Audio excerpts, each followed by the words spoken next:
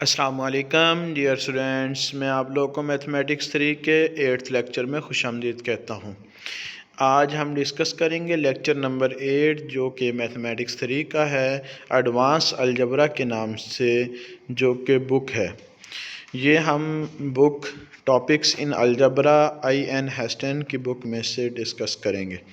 तो आज के हमारे टॉपिक्स हैं, सबसे पहले सब ग्रुप, जो कि लास्ट टाइम हमने डिस्कस किया था और प्लस इसकी एग्जांपल्स डिस्कस की थी।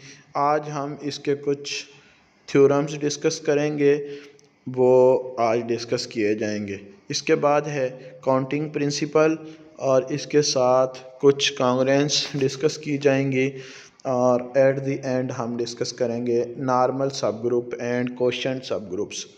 नॉर्मल सब ग्रुप क्या होता है और कोशेंट सब ग्रुप क्या होता है, ये तीन तरह के टॉपिक्स हम डिस्कस करेंगे आज के लेक्चर में।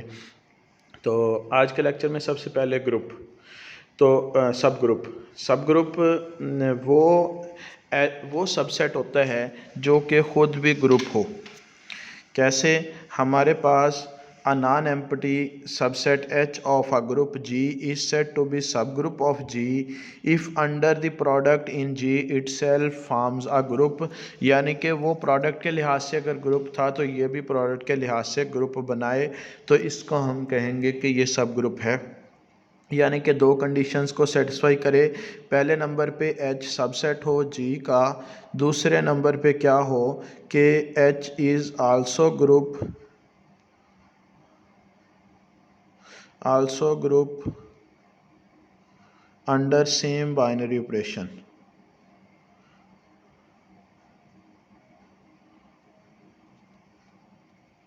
Defined on G, under same binary operation defined on G। अगर ये ग्रुप है तो इसका मतलब है ये सब ग्रुप है। तो हम यहाँ पे ये डिस्कस कर रहे थे, एक एग्जांपल है ग्रुप की, सब ग्रुप की, जिसमें हमारे पास ग्रुप में इंटीजर्स हैं। अगर सारे का सारा सेट ऑफ इंटीजर जिसमें हमारे पास एडिशन के लिहाज से ये ग्रुप है, तो H अगर ऐसा सबसेट लिया जाए जिसमें सिर्फ मल्टीपल्स ऑफ 5 हों, यानी H ऐसा सब ग्रुप है, ऐसा सेट है जिसमें 0 ±5 ±10 एंड सो ऑन, ये सारे एलिमेंट्स हैं इसमें, तो इसको हम कहेंगे कि ये सब ग्रुप उस सूरत में कहलाएगा कि अगर ये भी ग्रुप हो। तो अगर ये चार की चार ग्रुप की प्रॉपर्टी सेटिस्फाई करता है तो ये ग्रुप है, अदरवाइज़ नहीं है। तो अंडर एडिशन इसको चेक करते हैं। पहले नंबर पे क्लोज्ड है, यानी कि दो एलिमेंट्स को ऐड करें तो यही एलिमेंट बनते हैं, सेम यही बनते हैं। तो इसी तरह से फिर उसके बाद एसोसिएटिव प्रॉपर्टी भी होल्ड करती है। फिर उसके बाद इसी तरह से एग्जिस्टेंस ऑफ आइडेंटिटी, यानी कि आइडेंटिटी एलिमेंट भी एग्जिस्ट करता है। और इसी तरह से चौथी हमारे पास प्रॉपर्टी इन्वर्स एग्जिस्ट कर रहा है हर एलिमेंट का, तो एडिशन के लिहाज से हर एलिमेंट का इन्वर्स भी एग्जिस्ट करता है, तो ये हमारे पास सब ग्रुप है। सब ग्रुप के लिए एक वेल नोन लेमा है कि अगर H सब ग्रुप हो तो इसका मतलब है ये दो प्रॉपर्टीज़ को सेटिस्फाई करता होगा।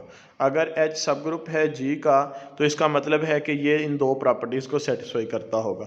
अगर ये दो प्रॉपर्टीज़ सेटिस्फाई करता है कोई भी सबसेट H का, G का H, तो वो इसका मतलब है सब ग्रुप होगा। यानी कि इफ़ एंड ओनली इफ़ की कंडीशन है, अगर ये चीज़ है तो ये भी है। तो पहली प्रॉपर्टी क्या है कि क्लोज्ड होगा अंडर मल्टीप्लिकेशन, यानी कि क्लोज्ड की प्रॉपर्टी सेटिस्फाई करता होगा। दूसरे नंबर पे हर एलिमेंट का इन्वर्स एग्जिस्ट करता होगा।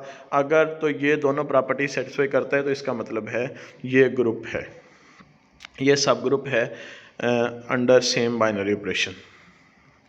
तो इसके बाद है यहाँ पे हमारे पास एक छोटा सा थ्योरम जो लास्ट टाइम हमने डिस्कस किया था कि अगर H कोई फाइनाइट सबसेट है, non empty finite subset of G है, G ग्रुप का अगर सबसेट है H, तो अगर फाइनाइट सबसेट दूसरे नंबर पे ये क्लोज्ड है अंडर मल्टीप्लिकेशन, क्लोज्ड भी है अंडर मल्टीप्लिकेशन, पहले नंबर पे फाइनाइट है, तो ये H सब ग्रुप होगा G का।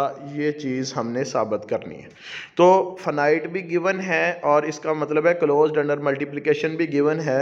लास्ट जो हमने लेमा पढ़ा वो क्या कहता था कि पहले नंबर पे वो क्लोज्ड हो, दूसरे नंबर पे क्या हो कि पहले नंबर पे क्लोज्ड हो, दूसरे नंबर पे हर एलिमेंट का इन्वर्स भी एग्जिस्ट करता हो।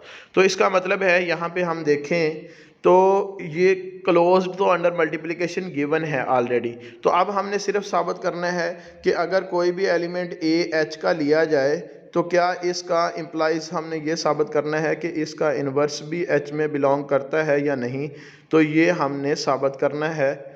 तो सबसे पहले हमने ए कोई एलिमेंट ले लिया एच का, अब हमने साबित करना है कि ये इन्वर्स भी इससे बिलोंग करता है या नहीं। तो ये हमारे पास पता है कि अगर एच का कोई एलिमेंट हो तो इसका उसके अपने साथ ही प्रोडक्ट जो है वो भी इसी में होगा क्योंकि क्लोज्ड अंडर मल्टीप्लिकेशन है। तो ए स्क्वायर भी एच में ही होना चाहिए, तो इसी तरह से ए क्यूब भी, सो ऑन ए एम भी एच में ही है। तो अब इसका मतलब है यहाँ पे कोई एम फाइनाइट कलेक्शन आ गई जो कि एच में है, तो हम ये कह सकते हैं आर और एस दो ऐसे इंटीजर्स एग्जिस्ट करेंगे जो कि आर बड़ा होगा एस से और ये बड़ा होगा ज़ीरो से। तो इस तरह से a raise to power are किया जाए जो कि बराबर होगा ए रेज़ टू पावर एस के। तो इसका मतलब है हम ये चीज़ कह सकते हैं a raise to power r minus s is equal to identity कह सकते हैं, तो बाई कैंसिलेशन लॉ। तो अब ये हमें पता है कि r minus s minus one ये greater than or equal to zero है। तो इसका मतलब है a raise to power r minus s minus one ये h से बिलोंग करता है, क्योंकि ये देखें लास्ट में हमने कहा कि a raise to power m belong करता है h से।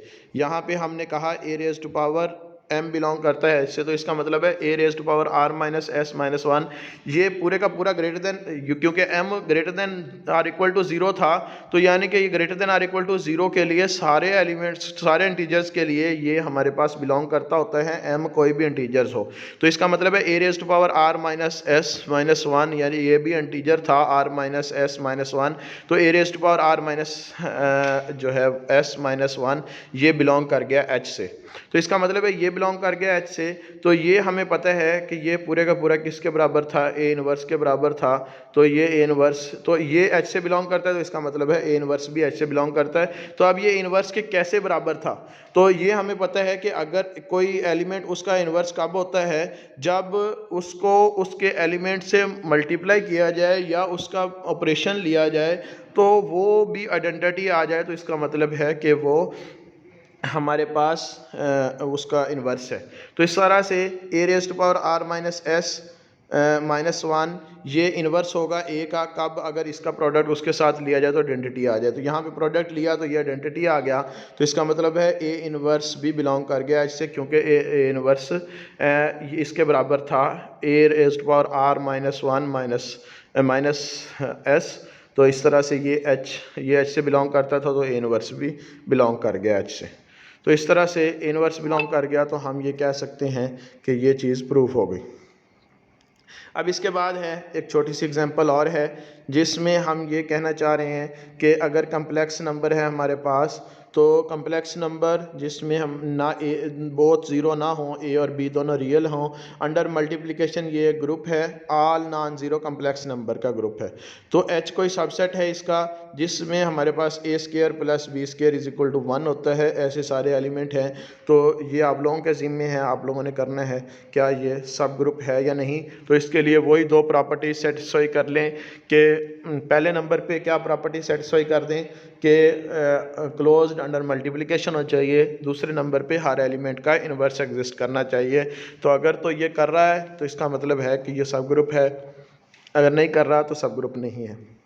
तो यहाँ पे एक और डेफिनेशन है, वेल नोन डेफिनेशन, बहुत ही कांग्रेंट की class a congruent to b mod H. क्या होता है, अगर हमारे पास जी कोई ग्रुप हो, जी ग्रुप है तो इसका मतलब है चार की चार प्रॉपर्टी सेटिस्फाई करता है।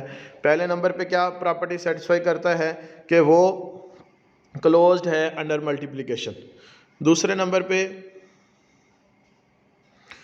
नंबर पे वो एसोसिएटिव प्रॉपर्टी भी होल्ड करता है। तीसरे नंबर पे क्या है कि वो ये हमारे पास दूसरे नंबर पे एसोसिएटिव प्रॉपर्टी, तीसरे नंबर पे आइडेंटिटी एग्जिस्ट करती है, चौथे नंबर पे हर एलिमेंट का इन्वर्स एग्जिस्ट करता है। तो अब यहाँ पे ये आप देख सकते हैं कि ये ग्रुप है और H जो है वो सब ग्रुप है G का। तो अगर दो एलिमेंट लिए जाएं G के, A B belong to G के लिए, तो ये A कांग्रेंट होगा B के मॉड H विद, और इसको लिखा ऐसे जाता है A congruent to B mod H लिखा जाता है, और ये हमारे पास इस तरह से होता है।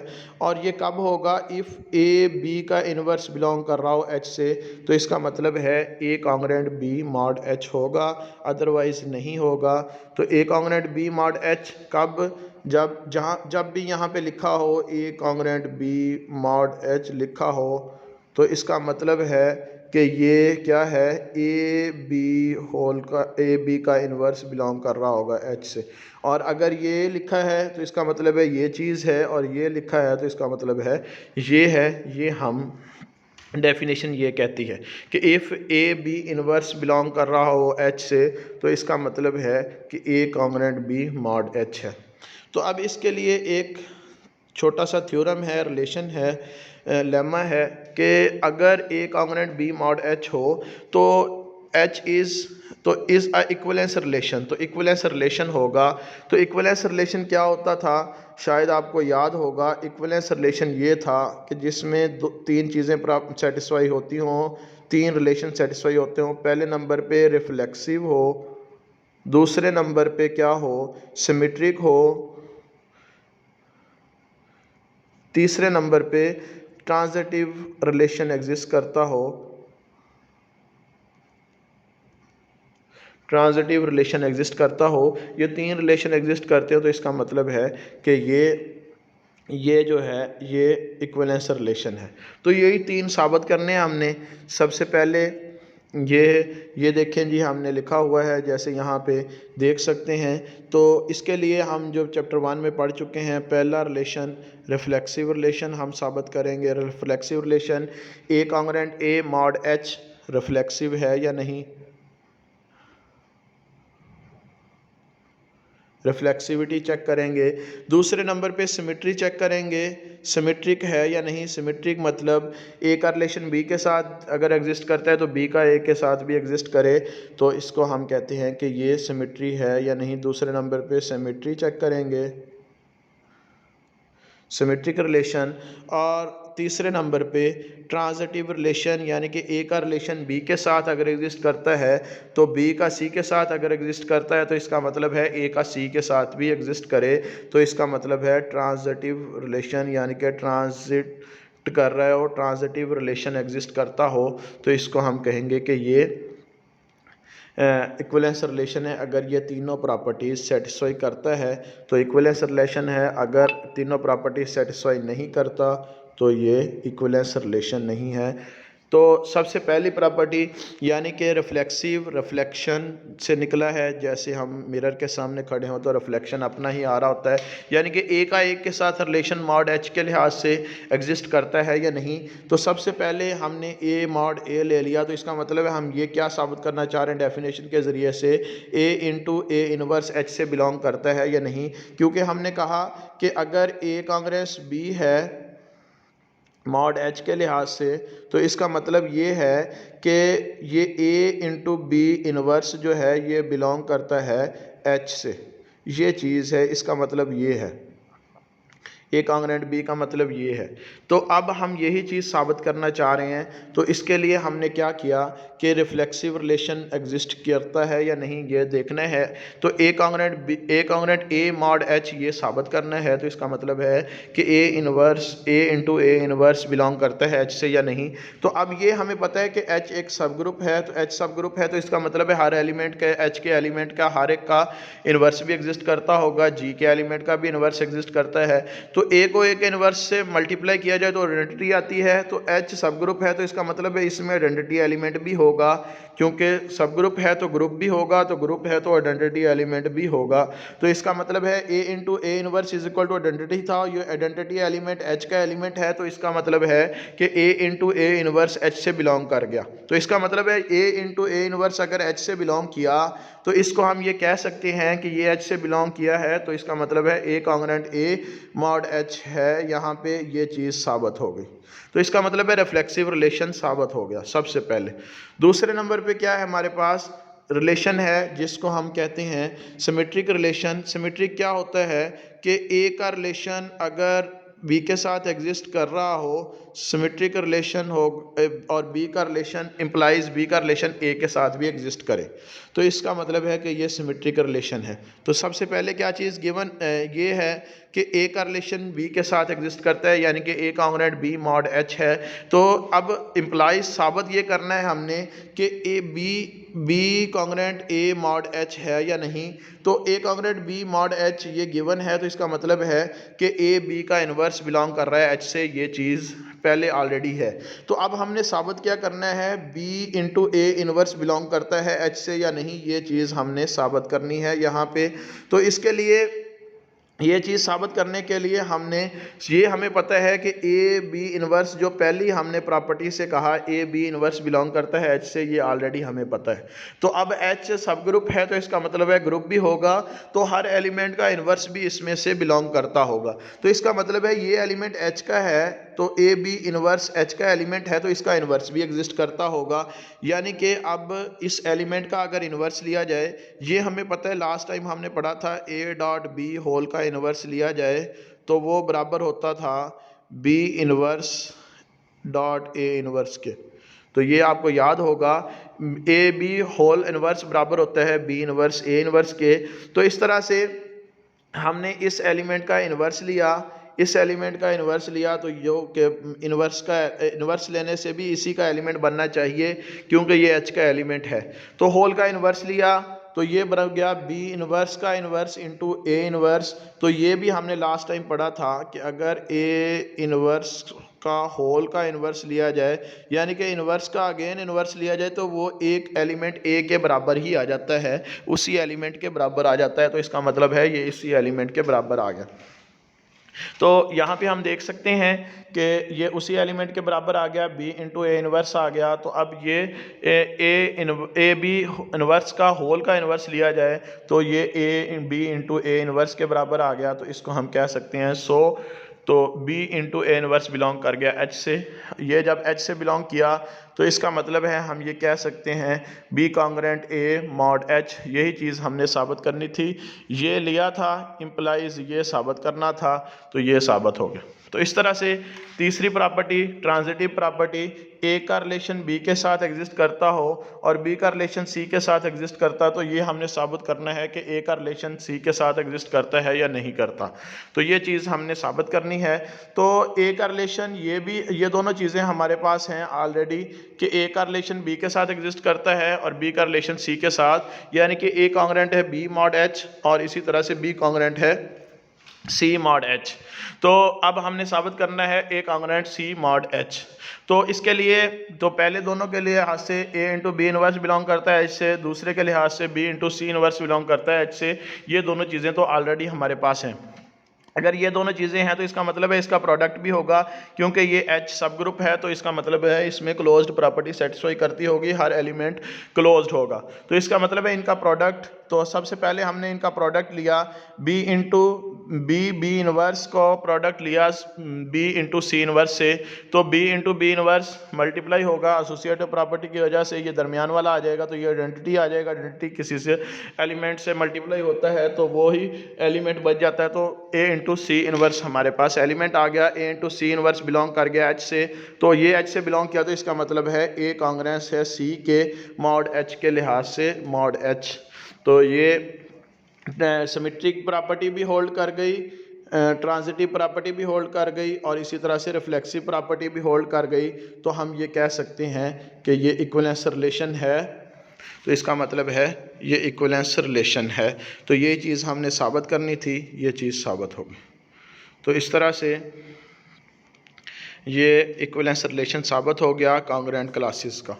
तो अब इसके बाद है एक आसान सी डेफिनेशन कि H सब ग्रुप हो G का। तो ये डेफिनेशन है राइट को सेट की। कोसेट की डेफिनेशन है, राइट और लेफ़्ट कोसेट दो तरह के होते हैं। तो राइट कोसेट, अगर एलिमेंट जी का एलिमेंट ए के एच के साथ राइट साइड से ऑपरेट हो रहा है तो राइट कोसेट कहलाता है। अगर जी का एलिमेंट एच के साथ लेफ़्ट साइड से ऑपरेट हो रहा है तो ये लेफ़्ट कोसेट कहलाता है।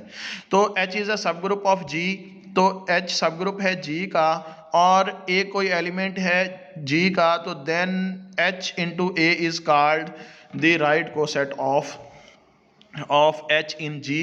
तो ये राइट कोसेट एच का जी के लिहाज से कहलाता है। इसको एच ए से लिखा जाता है और ये किसके बराबर होता है? एच के सारे एलिमेंट का राइट साइड से ए के साथ प्रोडक्ट, यानी कि ए को राइट साइड से प्रोडक्ट लिया जाए एच के एलिमेंट के साथ, तो ये सारा का जो सेट बनेगा, सारे का सारा सेट, इसको हम right coset of H in G कहते हैं। तो रिपीट कर लेते हैं। जैसे कि हमें पता है कि एच सब ग्रुप है तो इसका मतलब है वो ग्रुप भी होगा और उसी तरह से सबसेट भी होगा इसी का। तो सब ग्रुप है और ए कोई एलिमेंट है जी का, तो अगर ए इसको राइट साइड से एच के ऊपर ऑपरेट हो रहा हो, किस तरह से ऑपरेट हो रहा हो कि एच के हर एलिमेंट के साथ राइट साइड से ए एलिमेंट ऑपरेट हो रहा हो उसके साथ, तो इसको हम कहेंगे कि ये जो सेट बनेगा इसको right coset of H in G कहते हैं। तो H A is called the right coset of H in G, तो ये राइट कोसेट है एच इन जी का। तो इस तरह से एक छोटा सा यहाँ पे थ्योरम भी है कि अगर हमारे पास ए जो है for all a belong to G के लिए, तो एच ए यानी कि राइट को सेट वो बराबर होगा किसके?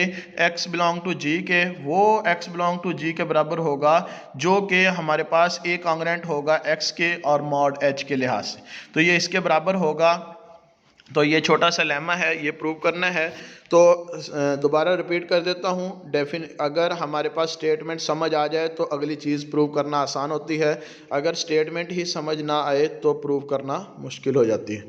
तो सबसे पहले क्या है कोसेट की डेफिनेशन, कि अगर जी का एलिमेंट कोई एच के साथ राइट साइड से ऑपरेट हो जाए, यानी कि एच के हर एलिमेंट के साथ राइट, ये चीज़ बता रही है कि एच के हर एलिमेंट के साथ राइट साइड से ऑपरेट हो, तो वो जो सेट बनेगा वो right coset of H in जी कहलाएगा। तो right coset of H in जी यहाँ पे हो तो वो right coset of H in जी किस तरह का होगा, यानी कि एच ए वो बराबर होगा, ये लेमा कहता है कि वो बराबर होगा एक्स, वो सारे एलिमेंट होंगे जो कि ए कॉन्ग्रेंट एक्स हैं, ए कॉन्ग्रेंट एक्स मॉड एच, वो सारे एलिमेंट जो ए कॉन्ग्रेंट एक्स हैं और मॉड एच के लिहाज से, तो इन एलिमेंट्स को, इन सारे के सारे एलिमेंट्स को हम कहेंगे कि ये, इन सारे एलिमेंट्स को कहेंगे ये हमारे एलिमेंट हैं राइट कोसेट के एलिमेंट हैं। तो सबसे पहले हमने लेट कर लिया ए कोई भी जो है वो बराबर है किसके? एक्स बिलोंग टू जी, और ये ए कॉन्ग्रेंट टू एक्स और मॉड एच के लिहाज से, तो ये हमने लेट कर लिया। वही फर्स्ट शो डैट, अब ये हम साबित करना अब कोई भी अगर सेट को बराबर साबित करना हो, यहाँ पे मैं रिपीट कर देता हूँ, अगर दो सेट्स को बराबर साबित करना, मिसाल के तौर पर ए को हमने बराबर साबित करना है बी के, दो एलिमेंट्स को साबित करते थे तो हम एलिमेंट को बराबर ले लेते थे तो एलिमेंट इक्वल आ जाते थे। तो दो सेट्स को जब साबित करना हो कि ये इक्वल हैं तो उसका तरीकाकार ये होता है कि ए सबसेट है बी का साबित करना होता है, और इसी तरह से दूसरे नंबर पे बी सबसेट है ए का, ये साबित करना होता है। अगर ये दोनों चीज़ें हम साबित कर देते हैं, यानी कि ए सबसेट है बी का और बी सबसेट है ए का, तो इसका मतलब है कि ये चीज़ अगर साबित कर दी, तो इसका मतलब है ये चीज़ हमने साबित कर दी कि ए इक्वल टू है बी के। तो ए इक्वल टू बी जब भी हमने साबित करना है तो ए सबसेट है बी का साबित करना है और बी सबसेट है ए का, ये चीज़ साबित करनी।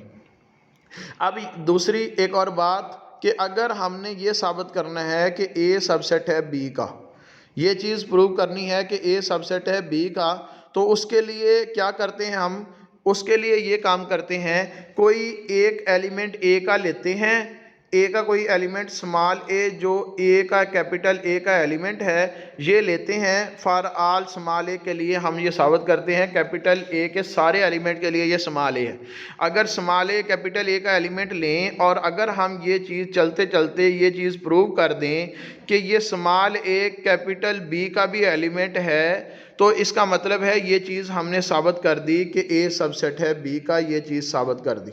ए सबसेट है बी का जब भी साबित करना है कैपिटल ए का एक एलिमेंट लें और उसी एलिमेंट को अगर हम साबित कर दें कि वो बी का भी एलिमेंट है तो इसका मतलब है ये चीज़ हमने साबित कर दी कि ए सबसेट है बी का। जब भी कहीं पे भी ए सबसेट है बी साबित करना हो तो उसके लिए ए का एक एलिमेंट लें, कैपिटल ए का, और उसी एलिमेंट को, और वो एक एलिमेंट सारे एलिमेंट ए के एलिमेंट को रिप्रेजेंट कर रहा होगा, और वही एलिमेंट अगर बी का भी एलिमेंट है तो हम ये कह देंगे कि ये सबसेट है। और यहाँ पे हमने इसको बराबर साबित करना है इस पूरे सेट को, तो इस दो सेट्स को इक्वल साबित करने के लिए सबसे पहले हम यानी कि एच ए को सबसेट साबित कर रहे हैं इस ए का, जो कि हमारे पास ब्रैकेट्स में है। तो ये ब्रैकेट्स वाले ए का सबसेट साबित करना चाह रहे हैं। पहले नंबर पे first we have to show that H a जो कि राइट को सेट है वो सबसेट है ए का ब्रैकेट्स के साथ। तो इफ़ अगर हम इसका एक एलिमेंट लें इस पूरे का, यानी कि एच ए का राइट को सेट का एलिमेंट लें, अगर वही बात जो सबसेट साबित करने के लिए थी, H small H capital H का एलिमेंट लिया, तो देन अब ये हम कह सकते हैं ए इंटू एच इंटू ए ये इसका एलिमेंट होगा, एच इनवर्स किसका एलिमेंट होगा, एच का एलिमेंट होगा। ये हमें पता है ऑलरेडी। एच अगर एच का स्मॉल एच अगर कैपिटल एच का एलिमेंट है तो एच इनवर्स बी यानी कि इस एलिमेंट का इन्वर्स भी एच का एलिमेंट होगा, क्योंकि हमें ये पता है कि H is a sub group of G, तो ये सब ग्रुप है तो ये खुद भी ग्रुप होगा। तो अब ये हमें पता है कि ये इसका एलिमेंट है, तो इसका मतलब है कांग्रेंस की डेफिनेशन के ज़रिए से जो मॉड एच के लिहाज से है ये हम कह सकते हैं कि ये यानी कि इसका इन्वर्स इसके साथ मल्टीप्लाई किया जाए तो यानी कि वो उसी का एलिमेंट होगा। तो by the definition of congruence implies that h a यानी कि ये एच इंटू ए जो है ये बिलोंग कर गया इसके साथ, इस एलिमेंट के साथ, यानी कि जिसमें हमारे पास कांग्रेंस के सारे एलिमेंट्स थे। तो इस तरह से ये साबित हो गया एच जो कि एच का कैपिटल एच का एलिमेंट था वो एलिमेंट किसका हो गया, वही एलिमेंट किसका एलिमेंट हो गया, ए का भी एलिमेंट हो गया। कैपिटल एच ए का एलिमेंट था तो ये इसका भी एलिमेंट हो गया, तो इसका मतलब है कि ये हमारे पास सबसेट साबित हो गया, एच इंटू ए सबसेट हो गया ए ब्रैकेट्स के साथ, यानी कि कांग्रेंट ए वाला हमारे पास कांग्रेंस के साथ मॉड एच के साथ ये इसका। अब नेक्स्ट अब हमने इसका सबसेट साबित करना है, तो इसके लिए ए का एक एलिमेंट लिया, तो इसका मतलब है इसका एक एलिमेंट लिया, तो इसका एलिमेंट है तो इसका मतलब है ये इसके साथ कांग्रेंस के साथ होगा, ए इंटू एक्स इनवर्स बिलोंग कर रहा होगा एच से, तो ये अगर बिलोंग कर रहा है एच से तो इसका होल का इन्वर्स लेंगे तो ये बराबर आ जाएगा एक्स इंटू ए इन्वर्स के, तो एक्स इंटू ए इन्वर्स के बराबर आ गया, तो आल्सो इन एच, तो ये भी एच में है, ये हम जानते हैं कि ये ऑलरेडी एच में है, ये यहाँ पे हम जानते हैं कि ये ऑलरेडी इन एच है, तो ये एच में है, तो इसका मतलब है एक्स इंटू ए इनवर्स ये स्मॉल एच के बराबर आ गया, और स्मॉल एच से बिलोंग करता है तो ये राइट साइड से अप्लाई होगा, तो ये इसके बराबर हो गया। तो जिस तरह से हम ये कह सकते हैं कि ये ए ब्रैकेट के साथ ये भी सबसेट साबित हो गया एच ए का, यानी कि राइट को सेट का। तो वही चीज़ जो मैंने कहा था कि ए इक्वल टू बी साबित करने के लिए हम क्या करते हैं, ए का सबसेट है, ए सबसेट है बी का, ये साबित कर देते हैं। दूसरे नंबर पे हम ये साबित कर देते हैं बी सबसेट है ए का, और जब हमने ए सबसेट है बी का साबित करना था तो क्या काम किया हमने, तो बी सबसेट है ए का साबित करने के लिए ये काम किया कि स्मॉल ए यानी कि वो एलिमेंट लिया कैपिटल ए का, और ये साबित कर दिया कि ये स्मॉल ए कैपिटल बी का भी एलिमेंट है, तो इसको हम कह देते हैं कि ये सबसेट है इसका, कैपिटल ए सबसेट है इसका। तो इस तरह से ये दोनों बराबर आ गए, तो यही हमने साबित करना था, तो यही लेमा इस तरह से प्रूव होगा। तो इसके बाद है नेक्स्ट एक छोटी सी डेफिनेशन है, तो ये थ्योरम टाइप है। तो ये थ्योरम क्या कहता है कि G is a finite group, अगर जी फाइनाइट ग्रुप है यानी कि इसके अंदर फाइनाइट नंबर ऑफ एलिमेंट है। H is a sub group of G, h sub group है जी का, तो order of h is a divisor of order of G, तो एच का जो ऑर्डर होगा यानी कि number of elements in h जो होंगे वो इज़ अ डिवाइज़र होगा किसका, ऑर्डर ऑफ जी का, यानी कि जी के अंदर जितने एलिमेंट होंगे उसका डिवाइज़र होगा। यानी कि क्या है कि अगर सपोज डैट के हमारे पास ऑर्डर ऑफ जी जो है वो 8 है, सपोज डैट अगर ऑर्डर ऑफ जी जो है वो 8 है, तो हमारे पास जो सब ग्रुप आएंगे उनके आर्डर या तो हमारे पास 1 होंगे यानी कि सारे डिवाइज़र इसके, या 1 होगा, या हमारे पास 2 होगा, या इसी तरह से 4 होगा, या 8 होगा। ये सारे जितने भी इसके डिवाइज़र होंगे वो सारे उसके उस आर्डर के सब ग्रुप आ सकते हैं, यानी कि एच का आर्डर जो है वो इसके सारे डिवाइज़र होंगे।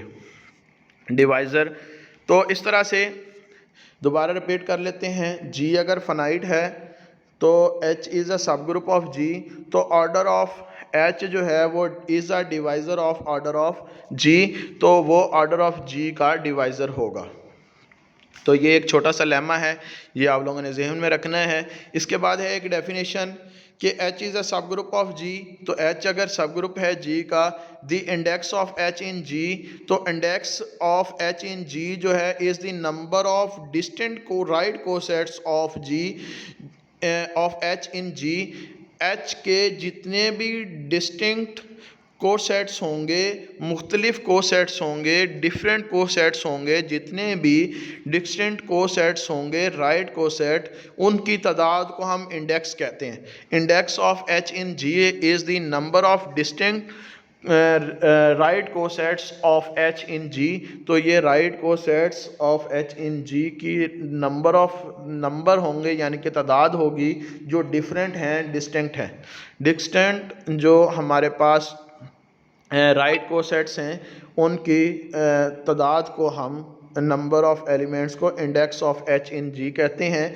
तो ये क्या हो, एच सब ग्रुप हो जी का और जी खुद ग्रुप है, तो index of H in G is the number of distinct right cosets of H in G कहलाता है। तो इस तरह से अब इसके बाद नॉर्मल सब ग्रुप की डेफिनेशन है जो कि हमारे टॉपिक में शामिल है। अगर एन हमारे पास अ सब ग्रुप एन ऑफ जी, अगर कोई सब ग्रुप है एन जी का, इस set to be normal sub group उस सूरत में कहलाएगा कि अगर for every small g belong to capital G के लिए, यानी कि जी के सारे एलिमेंट्स के लिए क्या हो, यहाँ पे एंड एन कैपिटल एन के लिए यहाँ पे जी इंटू एन इंटू जी इन्वर्स किया जाए तो वो बिलोंग करे उसी एन में से, उसी अगर एन में से बिलोंग करता है तो इसको हम नॉर्मल सब ग्रुप कहेंगे। तो दोबारा रिपीट कर लेते हैं। N is said to be, N is a group sub group, N sub group है जी का, is said to be normal sub group of G. Normal sub group of G कहलाएगा कि अगर जी के are element के लिए and small n capital N के element के लिए g n into g inverse अगर बिलोंग कर रहा हो एन से, तो इसका मतलब है कि ये नॉर्मल सब ग्रुप है। नॉर्मल सब ग्रुप ऑफ किसका है, इसका जी का नॉर्मल सब ग्रुप है। तो इसी तरह से जी इंटू कैपिटल एन इंटू ये जी इनवर्स लिखा जाए वो मीन डैट, इसका मतलब यही होता है for all elements of capital N small n, जो सारे के सारे कैपिटल एन के एलिमेंट हैं, then is a normal sub group if and only if g N ये सबसेट हो कैपिटल एन का, ये कैपिटल एन का सबसेट हो फॉर एवरी एलिमेंट्स।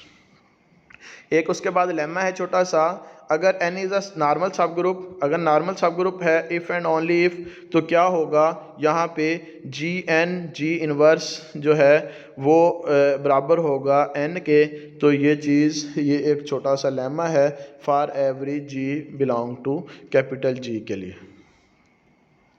तो इसके बाद एक छोटी सी डेफिनेशन और है, if G is a group, अगर जी ग्रुप हो एंड ए कोई एलिमेंट हो इसी जी का, तो then order or period of a, यानी कि ए का ऑर्डर क्या होगा, एलिमेंट का ऑर्डर क्या होगा जिस पर लीस्ट ऐसा पॉजिटिव इंटीजर m जिस पर हमारे पास उसका हमारे पास a raise to power m is equal to identity आ जाए, यानी कि a को उतनी दफ़ा ऑपरेट करें तो वो आइडेंटिटी आ जाए। यानी कि अगर प्रोडक्ट के लिहाज से देख रहे हैं तो a raise to power m अगर आइडेंटिटी आ जाए तो इसका मतलब है ऑर्डर उसका उस एलिमेंट का ऑर्डर वही होगा।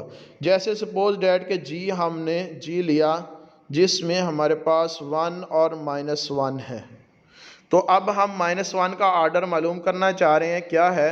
अगर -1 को मैं 1 टाइम ऑपरेट करता हूँ -1 के साथ तो ये -1 ही आता है, आइडेंटिटी नहीं आ रहा। तो इसी तरह से अगर मैं -1 को -1 से एक मरतबा और ऑपरेट करता हूँ तो ये 1 यानी कि आइडेंटिटी एलिमेंट आ रहा है। तो इसका मतलब है -1 रेज़ टू पावर 2 जो था इस पर आइडेंटिटी आया था, तो order of -1 is equal to 2।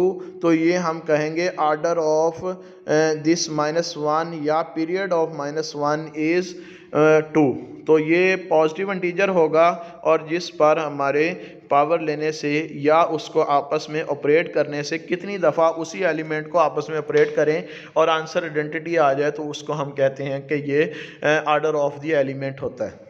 Group के एलिमेंट का ऑर्डर और ग्रुप का ऑर्डर ये डिफरेंट चीज़ें हैं। ग्रुप का ऑर्डर मतलब number of elements in this set which is group.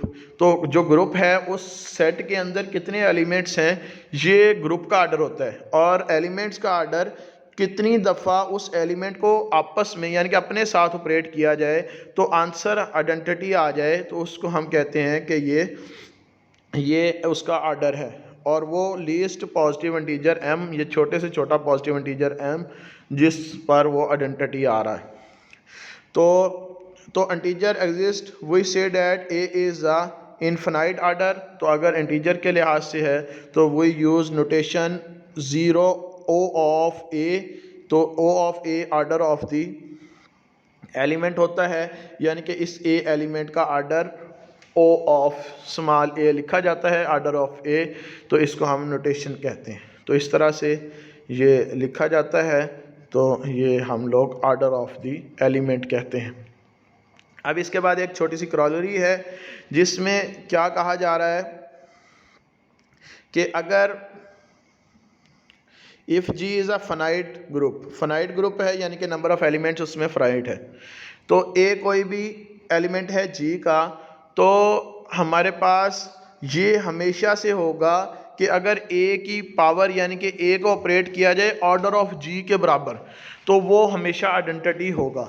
तो ये चीज़ जहन में रखेंगे कि वो हमेशा आइडेंटिटी होगा। क्या आइडेंटिटी होगा कि अगर हमारे पास जी का ऑर्डर जो भी हो और वो हमारे पास कोई भी एलिमेंट लिया जाए उसको order of the G time operate किया जाए तो वो आइडेंटिटी आएगा। जैसे सपोज डैट कि मेरे पास एक जी है जो कि बराबर है 1 -1 आयोटा और माइनस आयोटा। सपोज डैट कि ये हमारे पास ग्रुप है, तो ये ग्रुप है। तो अब देखें कोई भी ऐसा एलिमेंट नहीं होगा, यानी कि अगर a रेज़ टू पावर उसका ऑर्डर लिया जाए, यानी कि अब -1 रेज़ टू पावर 4 लें, -1 रेज़ टू पावर 4 लूँ, तो अब देखें ये -1 रेज़ टू पावर 4, तो ये -1 रेज़ टू पावर 4 1 आइडेंटिटी आ गया। इसी तरह से यहाँ पे देखें अगर मैं इसमें ही अगर इसी में आयोटा की पावर 4 लेता हूँ, आयोटा की पावर 4 लेता हूँ, आयोटा की पावर यानी कि आयोटा से ऑपरेट होगा तो ये -1 बन जाएगा, फिर आयोटा से ऑपरेट होगा -1 इंटू -1, ये हमारे पास क्या आ गया जो कि 1 के बराबर आ गया। तो इस तरह से हम ये देख सकते हैं कि अगर कोई भी एलिमेंट लिया जाए और उसको ऑपरेट किया जाए कितनी दफ़ा, यानी कि उस ग्रुप के ऑर्डर के जितना ऑपरेट किया जाए तो वो आइडेंटिटी ही आएगा। तो यानी कि आईओटा रेज़ टू पावर 4 किया, इसी तरह से minus iota raise to power 4 भी करेंगे तो वो भी आइडेंटिटी यानी कि 1 ही आ जाएगा यहाँ पे। तो इस तरह से ये हमारे पास एक छोटा सा क्रॉलरी है छोटी सी, कि अगर जी फाइनाइट ग्रुप है तो उसमें ए कोई भी एलिमेंट जी का लिया जाए तो a raise to power order of G, यानी कि जी के अंदर नंबर ऑफ एलिमेंट्स अगर लिए जाएं तो वो आइडेंटिटी आएगा। तो ये चीज़ प्रूव्ड है, तो ये चीज़ आप लोगों ने जहन में रखनी है।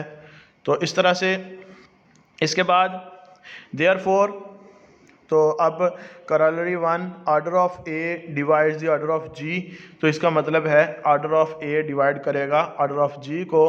तो अब ये देख सकते हैं order of G is equal to किसके बराबर आ जाएगा, कोई नंबर ऑफ कोई इंटीजर इनटू ए, यानी कि जब भी किसी को डिवाइड कर रहा है तो इसका मतलब है ये order of G is equal to there exist m not, तो इसको हम लिख सकते हैं e raise to power m. तो इस तरह से इसको प्रूफ भी किया जा सकता है।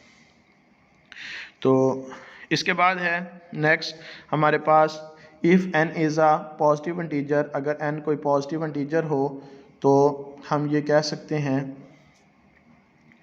कि यहाँ पे m पॉजिटिव इंटीजर के लिहाज से n पॉजिटिव इंटीजर, तो अगर ये रिलेटिवली प्राइम हो तो a raise to power 5 of n जो कि कांग्रेंट होगा n 1 के, तो ये 5 ऑफ n और ये चीज़ें लास्ट में डिस्कस करते हैं।